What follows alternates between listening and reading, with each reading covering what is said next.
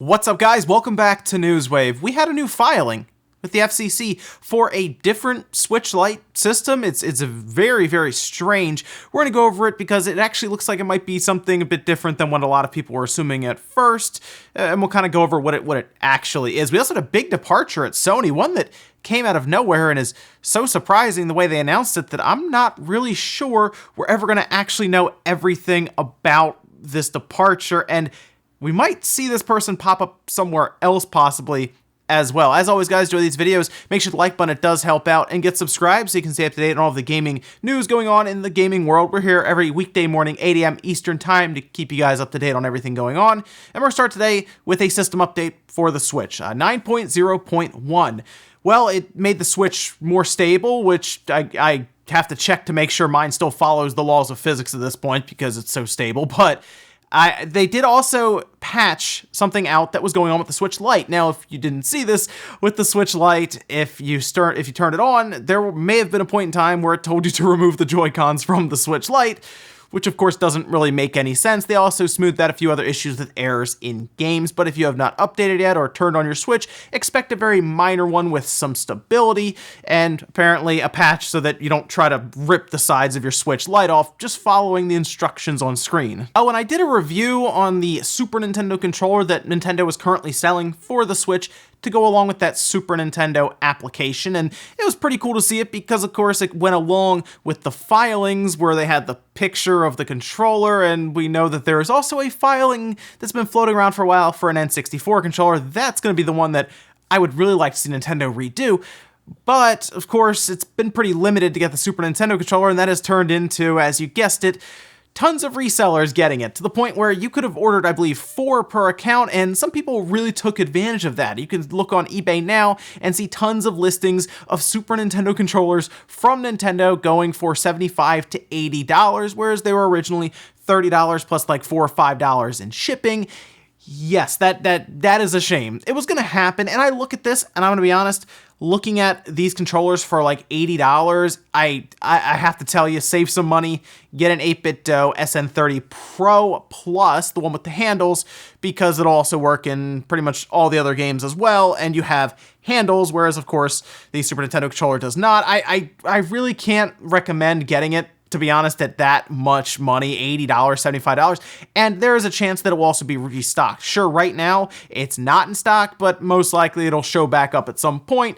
One of the biggest things I think that is really, that people are really interested in as well, and the reason the price has jumped is because you needed to have the subscription online, whereas they're just selling them outright on eBay. And I guess if you want to just have it for collector's sake, but not be signed up to the service, or maybe you're hoping it will work for you on your computer, there you go. Again, though, 8BitDo.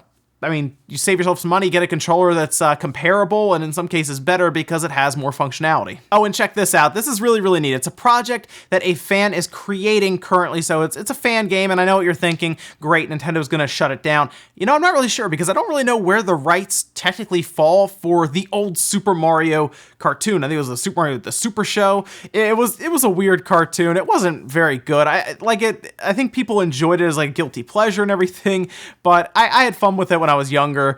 But someone is actually making a game based around it, so much so that the visuals of it look amazing. Seriously, here's the thing though, several outlets have run stories on it now, including Kotaku, of course, and that generally leads to Nintendo taking notice.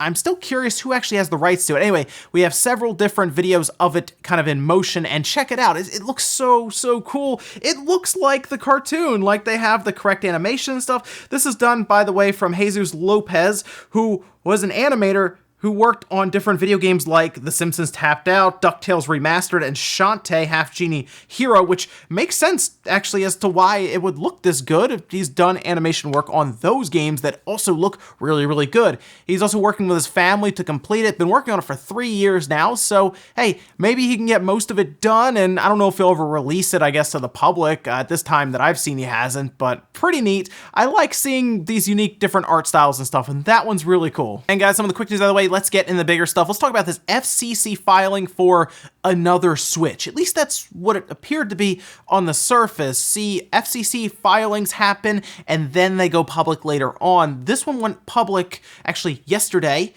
and it happens to point to a new model for a Switch Lite. Seriously, it's very, very odd. Several different publications ran with different kind of theories and headlines on it. For example, this one here from Digital Trends that says Nintendo is already working on new Switch Lite model amid Joy-Con drift concerns. So I think they just kind of tied it all together, thinking that could be the case, but they point out that the new model has been given the FCC identification number BKEHDH002, whereas previously it was, of course, H001, which is something that we had pointed out here during the teardown and unboxing and everything, and even at times when we looked at the FCC filings before, or we checked out the motherboard. I have to say, I took a look around this one through the FCC filings. I was going through it quite a bit, and there's no real difference when it comes to the motherboard or plugins where the Joy-Con analog sticks would go or anything. This seems like it's still the exact same system. So you might be wondering, what did they change? Well, it appears that they may have some differences when it comes to the onboard storage, for example, or different chips for I/O, or even possibly the wireless chip. But the biggest thing about this is, as people started to kind of read down it further, myself included, we started to find different references to this being a development kit. In fact, you can scroll down most of them and find different points where it reads, addition of product description as below. The EUT is intended to be used for software development or events.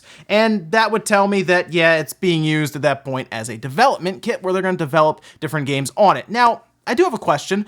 Why do we need a Switch Lite development kit? That is odd, since it's technically the same chipset and everything as the revised Switch, and we of course know that all games pretty much work across them. Now look, the Switch Lite will have some issues in some games. We're going to talk about one here soon that does not work completely on the Switch Lite, and even games like Mario Party need some extra stuff to work. But for the most part, it runs games the same. Breath of the Wild in handheld mode on like the regular Switch runs the same as the Switch Lite does when you're playing Breath of the Wild there.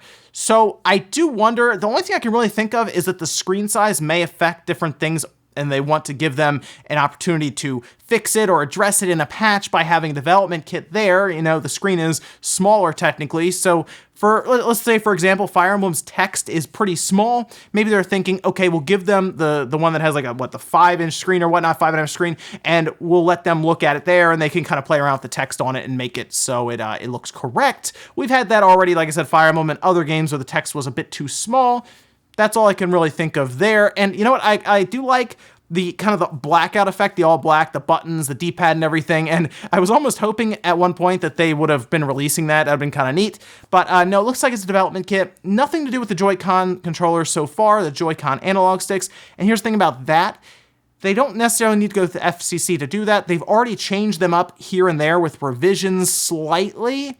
And most likely they will eventually completely fix it, and we won't even really know until somebody opens it and takes a look, and that's really being hopeful this generation. There's a chance they just, again, tough it out till next generation, go with the class action lawsuit, and then eventually we get, you know, the next generation Joy-Con controllers that don't drift. Next up, let's talk about Brain Age, because the Switch is getting a new Brain Age game. It specifically looks like it's going to be in Japan for now, coming out December 27th, so 2 days actually after Christmas, so okay, sure, we'll go with that. But we did have a full trailer for it. You can check that out here. It's also going to have the option of a stylus. There's going to be a couple different versions, it seems. We have, it looks like the digital version, which costs 2,680 yen plus taxes, and the stylus can then be bought separately for 864 yen. So I guess you can kind of get it all together for 3,480 yen. And the stylus looks like it will just help out, of course, with different things that are going on screen. There's some other interesting stuff in this. It will use the IR sensor for the Joy-Con. They show an example of someone actually putting their hand in front of it, which reminds me of kind of a little snippet they did when they first showed the Switch off, showing that it can detect different shapes in front of it. And we've also seen that used with Labo, for example, which is interesting. And then they also will use that home button light where it will light up when it's time for your daily training, which is kind of neat. The weird thing is 6 games will not be compatible with the Switch Lite, and well, that's a bit of a shame. We just talked about the IR sensor. I guess that might be an issue, although you could just use a Joy-Con, you could sync one. So I'll have to see outside of that what 6 games, because there could be other features that the Switch Lite just isn't necessarily able to do, I guess, as it is.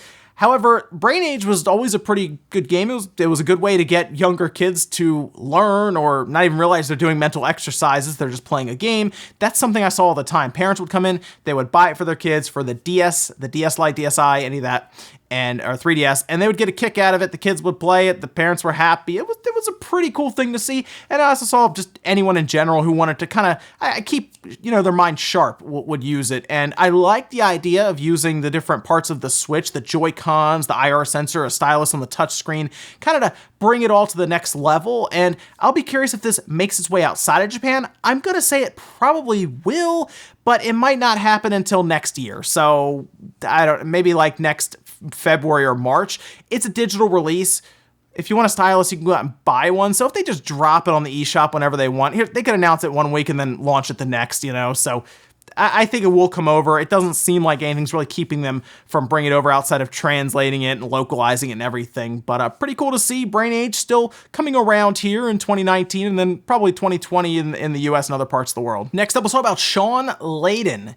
He's actually leaving Sony. This was weird. This is out of nowhere. Generally, when Sony will kind of part ways with someone, we get a press release, we get some sort of formal announcement outside of Twitter. Not here. We got this tweet. This is all I've seen so far as of this recording, and it's throwing me off badly right now. Check this out. It says, "It is with great emotion that we announce that Worldwide Studios chairman Shawn Layden will be departing SIE. His visionary leadership will be greatly missed. We wish him success in future endeavors and are deeply grateful for his years of service. Thanks for everything, Shawn." And I looked at this and I said, what? Why are they announcing this on Twitter? This should be a press release in my inbox or everyone else's inbox, talking about this. Anyone who signed up for newsletters or stuff with them, investors should be getting stuff. Why is this on Twitter? It almost feels like it's kind of informal to a degree, or they've known about it for a little while, but it wasn't necessarily something they were going to push out immediately in a press release. This is even like at night. It was so strange. Here's the thing about Shawn Layden. He's been around. He's been with Sony for a long time, like the 80s, I think, or early 90s. It's been a long, long time. And I believe it was in 2014 where he was promoted to his current position.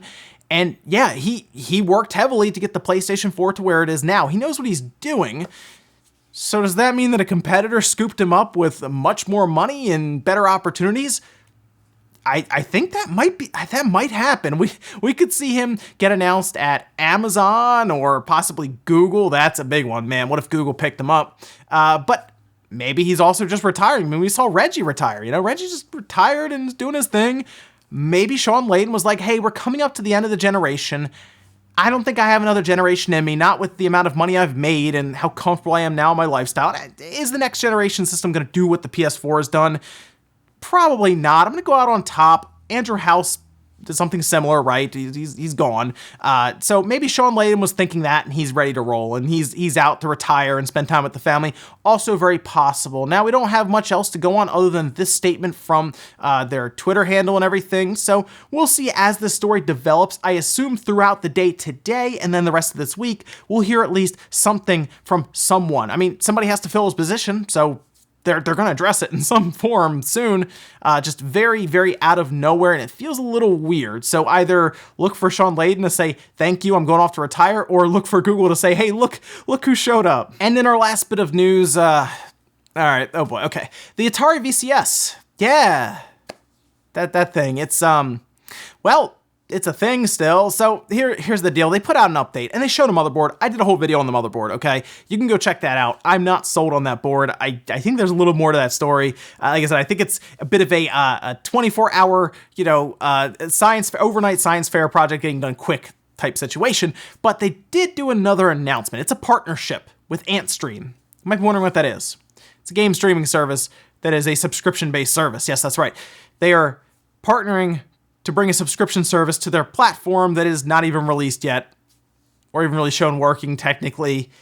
Yeah, and Stream is $10 a month, or about $8 per month or so if you do the yearly subscription fee, and this is pretty much a retro game streaming service. There was also a Kickstarter that took off and everything. It's also going to everything else. This seems to be a partnership for 50 Atari games that will also be a part of it. Now, of course, Atari is also going to have the vault that will be a part of the Atari VCS, so they're just putting 50 games with AntStream, it seems, to do game streaming. It's just another subscription service. This really doesn't mean a lot to Atari VCS or people who want to be owners. It's not even owners yet, right? It's just Atari VCS potential owners at this point. It doesn't mean much. It's the subscription fee that they're letting you know you can get. Or you go into sandbox mode, and to be honest, most people, with how it happens now, will buy those games elsewhere or will emulate them, or who knows what happened there. But it is a weird thing to show up after a summer, an entire summer to update with, which is that they're going to then sell us more stuff through a subscription service. Not, hey guys, check out the OS, check out us playing games on it. Yeah, you're gonna have it in 3 months, don't worry. Also, here's the board that's a prototype in pre-production. It's not even in production yet. So this is good news for the Atari VCS. Everything's on track as usual. Just, more subscription services. So that's good, right? Yeah, I don't know if the Atari VCS is actually going to show up in December. I think maybe December 2022. And we'll finish up here with the comment of the day, as you're seeing here. This one is from Zoda Stone saying, okay, PlayStation, where's the nearest health drop? You're out of premium currency. Would you like to purchase 10 gems for $10? 30 gems for 25. That's a deal right there. That is an interesting way to look at it, Zoda. See, here's the thing. There's a lot of steps to buy premium currency, isn't there? I mean, there's a lot of stuff you gotta do. You gotta hit the A button, you gotta put your card information in if you don't have a save. And even if you do have a save, you gotta hit a button again and then confirm, and it's a whole thing. There's a lot of button presses there. But if you have something like, let's say you have an Amazon Alexa. What happens when you say, order, what's that, Dragon Quest XI S? It goes, would you like to order that? It'll be here tomorrow. You go, yeah, it's on the way. That is an interesting way to look at them being able to take out some of the steps for microtransactions. And I bet you that's something they've thought of after seeing, I would assume, how easy it is to go from typing out and clicking stuff on the computer to just asking your personal assistant to order you something. That makes a lot of sense, especially if they tie it in. We think microtransactions are underhanded now. Wait until they misinterpret what you're saying and order $1,000 worth of gems. That's gonna be fun. Or if the younger kids start getting on your PlayStation 5, maybe you have some kids and they jump on there and they just start ordering FIFA Ultimate Team packs just by saying it, it's gonna be a crazy world. And ladies and gentlemen, that's gonna do it here for Newswave. If you enjoyed this video, guys, hit that like button, really helps out. If not, hit the dislike. Leave comments down below about everything we talked about today, whether it's that Switch Lite FCC filing. Seems pretty clear cut to me that that's just simply a dev kit that they are putting through the FCC to get certifications. They can then send them out and get people kind of up to speed on them. Also, what do you think about the Atari VCS and their newest subscription-based update for AntStream? Seems a lot of progress being made there. And what happened with Shawn Layden? I need some ideas and some theories here because it is out of nowhere, but maybe he's just retiring straight to Google. Now, thanks guys for watching, and I'll see you next time.